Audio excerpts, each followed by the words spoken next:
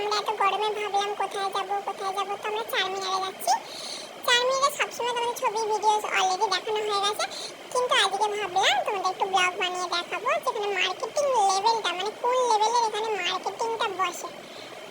তো দেখতে পাচ্ছ কত গরম। উফ, আমার এত গরমে ঘাম দিচ্ছে। আমার বরাবর ক্যামেরার সামনে উঁকি ঝুঁকি মারার চেষ্টা করছে।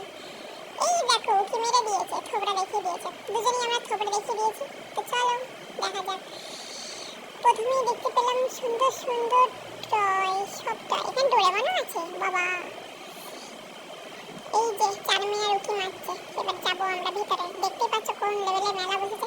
এটা শুধু সামান্য, এটা গেটের সামনে এত লোকের ভিড়। এবার ভিতরে দেখা যাক কোন লেভেলের ভিড় হয়েছে। এইগুলো দেখতে পাচ্ছ, এগুলো সবই হচ্ছে আতর।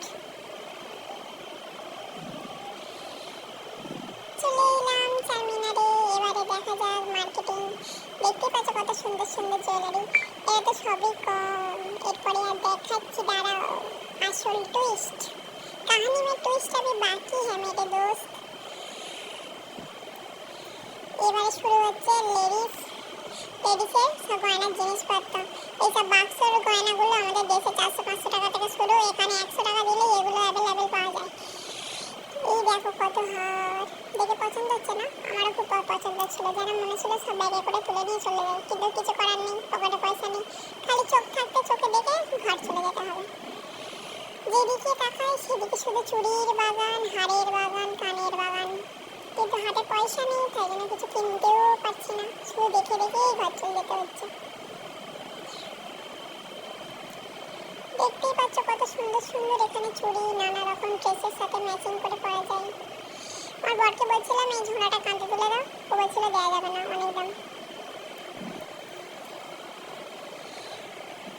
এত সুন্দর, এইটা তো ঘরে নিয়ে যাবোই ভেবেইছিলাম, হাতও দিয়ে দিচ্ছিলাম, কিন্তু আমার বর বলল একদম নয়, সোজা আমাকে ওখান থেকে টানতে টানতে নিয়ে চলে এলাম।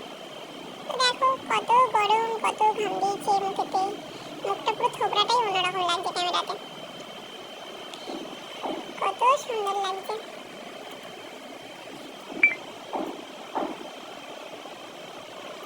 দাঁড়াও আরেকটা জিনিস দেখাতে বাকি আছে। এখানে ফুলের বাগানটা দেখো খালি। এত সুন্দর ইউনিক ডিজাইনের এখানে ফুল আছে, মানে দেখলেই মনে সব করে তুলে নিয়ে চলে যায়। ঘোরা শেষে এবার ভাবলাম একটু হোটেলে গিয়ে কিছু খাওয়া যাক। ভাবলাম এত গরমে বিরিয়ানি খাবো না, তাই আগ্রার স্পেশাল ঘোল খেয়ে আমরা বাড়ি যাবো। এত সুন্দর খেতে এই ঘোলটা, মানে বলার মতো নয়, জাস্ট ওয়াও।